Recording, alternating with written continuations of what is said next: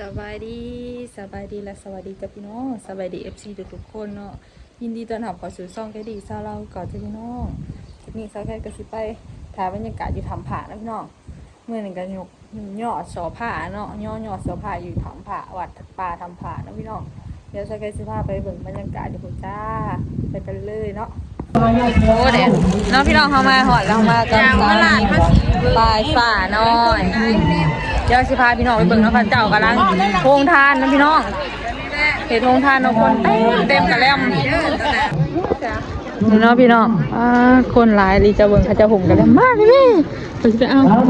เห็น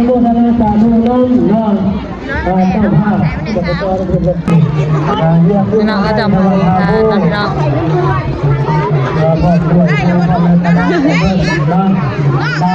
คนจะเต็มนะพี่น้อง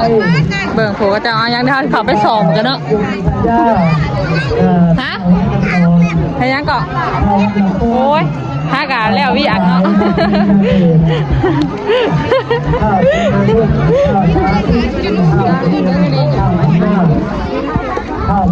อันตาลีเบิ้ลเลยขายดีเนาะตาลีมาให้ทงทานพี่น้องเขาเบิ่งนี่เคยใหม่ใช่พี่ใช่เลยใช่เท้าอีเมย์ดิใช่อีนางไปเมาน่ะเอานมได้สารคือบอกเอานมแข็งเอานมมันยันพอมันได้ขนาด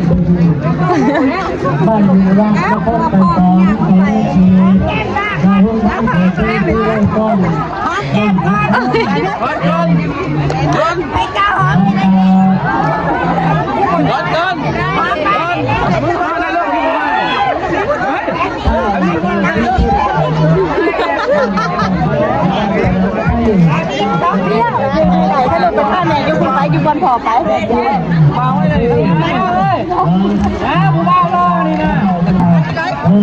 เบิ้ลกับพระเจ้าน้ำอ้อยฮันนี่สาวนี่ได้พระเจ้าโอ้โหทานน้ำพี่น้องทานเงินเบิดแต่มันสาวไปไม่เอาเขาเล่นทักอ่ะขัดก้นร้ายเกินเนาะก้นร้ายแห้งแล้วพี่ก็จะกำลังสีย่อ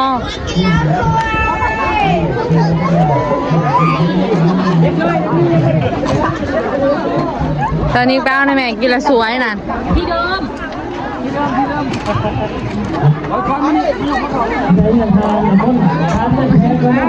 ก็สมองขาดเฉพาะว่า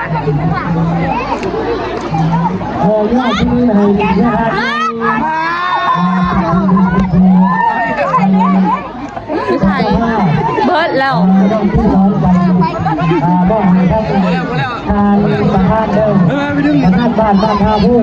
คนจนเต็ม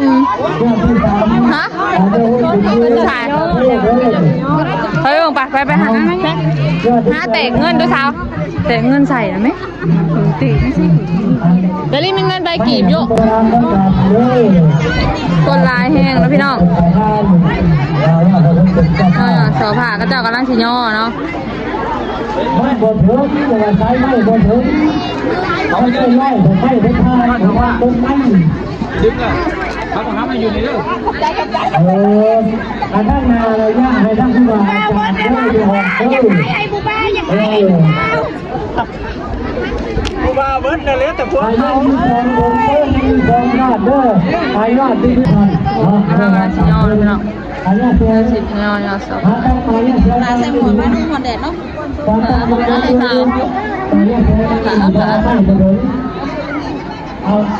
หอนได้มันหนังเสืออันนี้ก็หอน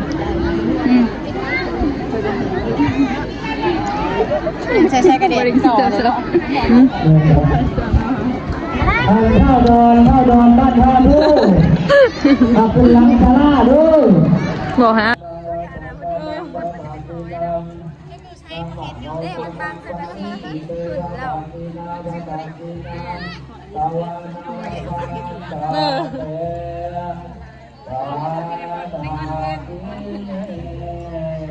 เนี่ยโอ้ บุญดอกยอดตำนี้เป็นยอดบุญเชิญแล้ว ท่านว่ายอดตำนี้แล้วมันก็โอ้โหบุญ ยังเชิญแล้วยังอีกบ้างจักอันยอด2ยอด3ยอดเนาะกินใจแล้วยอดที่น้องยอดที่สองเป็นเจ้าภาพเจ้าชะตาเป็นทานนักทานบัตรดาวโม่บอกกันนะยังเหลืออยู่2ยอดเนาะพี่น้องน้ำอ่อนนะคะได้เอาลงมาได้เอากระป๋องลงมาเอาท้องมันแล้วใส่อีกน้องตักบาตรถวายสังฆทานเป็นอีกตัวพิธีประมาณนั้นเนาะคือว่าพรุ่งนี้ตอนนี้ตามกว่ากุฏิแล้วที่ว่าว่าเป็นตรงดอกไม้พระเฮาเนาะหรือว่าเอาสั่งนกของยิงเมื่อนี้เอาพวกน้องบัวน้องเน่าจะมีอะไรที่เขาอยู่บ้านคือที่ผมเขาธรรมดามันหน่อยไม่ยุเจ๊กันหยาบทำไหมแดงนะมันบอดอะไรก่อนนะไปก่อน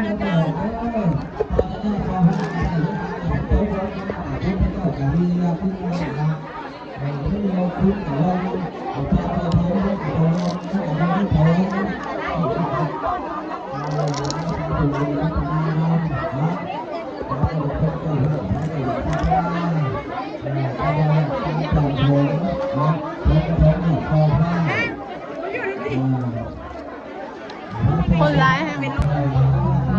คนร้ายแห้งเนาะพี่น้องจงมีเขาบอกสิจับโอ้คนร้ายแห้ง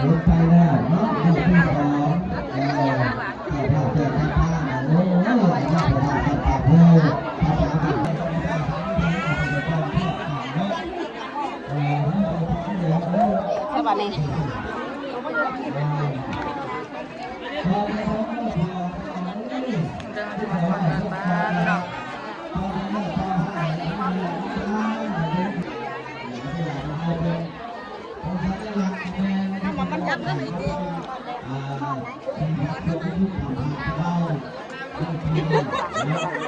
โซคาวบ่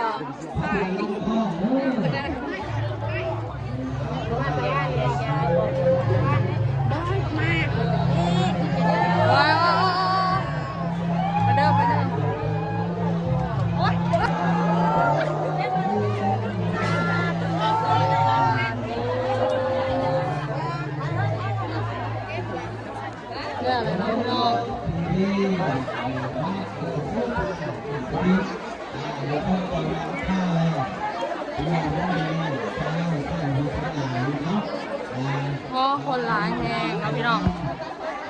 คนร้ายหลาย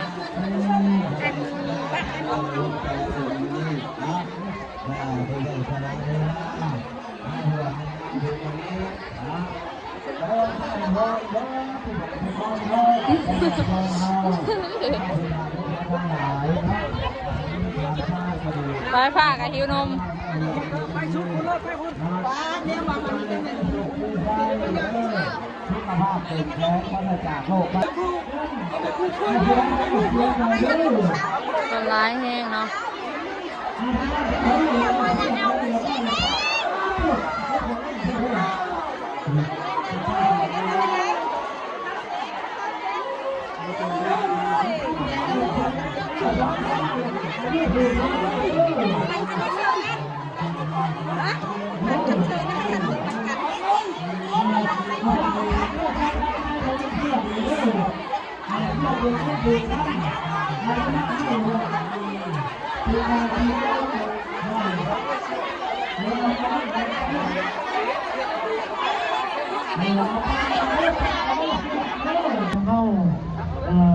อันนี้ห้องทานเขาจีนะพี่น้องเขาจีก็สิ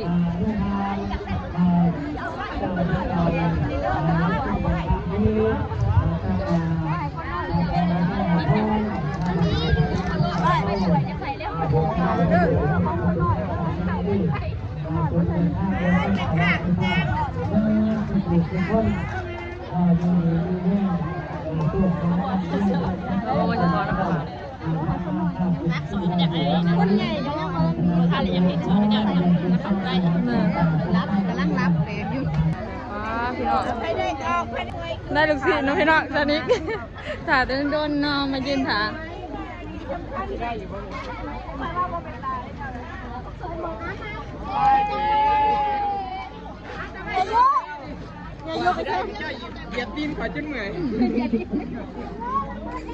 ใช่ว่าใหม่ตอนนี้เจ้าคือสิได้เอาใหม่อันเอามือยิบเอาเนาะ ได้อยู่ว่าสองเทน ได้แล้วเจ้าเพิ่งดู ว่าคนละเจ๋แล้วคนมันไม่ได้ นั่นแหละเบิ้งใหม่ เจ๋คนไม่ได้ใครได้กองแน่จะเทยกินน้ำแน่ทานอิ่มมากเลยดิ ใช่ไหมนะใช่ลี เอาทำใครกันแล้วนะทำแม่เลยลูก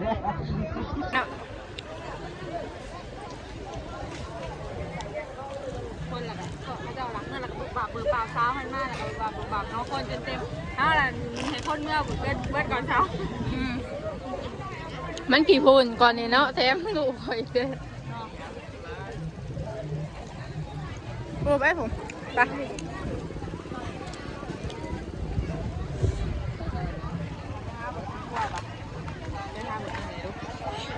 เมื่ออิ่มแล้วก็อยู่เนี่ยมีแต่เขาเก็บเมื่อเนี่ยมีอย่างนี้เขากินเนาะสวยค่ะเล่าเลยคือจังได้จังมือแล้วจังโทรมาว่าไปยังนี่อ่ะ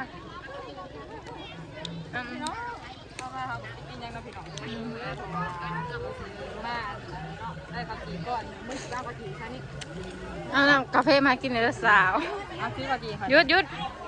พี่น้องพอสัมผัสตอนนี้ดวงความมันเป็นอะไรเข้ามา คิ้วเขาคือเราเป็นวัชิมากินของของข้าง เขาไม่ได้กิน ไม่ได้กินสับไม่กินเลย ไปยินแต่กะกีกับลูกศิษย์เนาะ ทำมาแซ่เนาะมาคนที่ปักพระเจ้าโย่เลยทำมา ข้าวด้วยนะก็ได้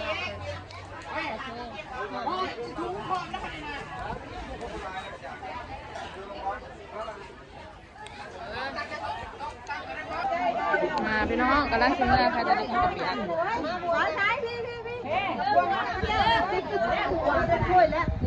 ได้แล้วนี่ตลาดยังตักไปถุงอยู่คุณปันสิตักไปตักมาเนาะเฮ้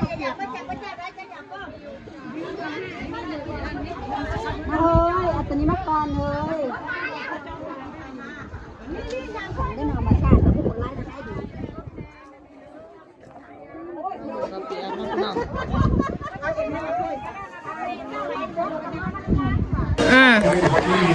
มาแล้วพี่น้องได้กินเลยเนาะกะปิอันเนาะกำลังชิมเมื่อเนาะสุกดีใครจะได้กิน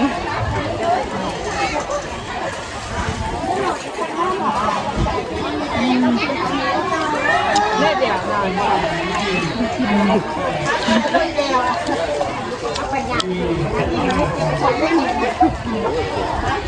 ง่วงอยู่นะเด้หูน้ำปลาอยู่หูบางปุ้งผู้เดียว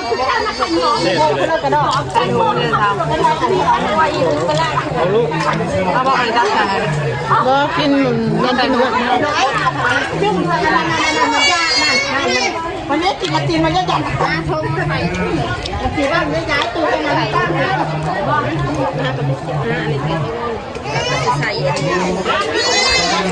อันนี้คือบอกว่าเป็นแก้วมันบนมีนี่ใช่เอาไปเป็นข้อเป็นว่าได้ละคนทำงานได้เลยค่ะมาเลยนะมาไปตามกันไม่ได้ต้องอย่างบอกตาชนนี่กินกับเปียกนะพี่น้องยังมาทันมือตะกี้เราคนร้ายกับเด็กกระโดดร้านซิมือจ้ะพี่น้องเนาะเราก็ซิมืออะไรเนาะคนกระหลังเมื่อจนเบิดแหละได้นี่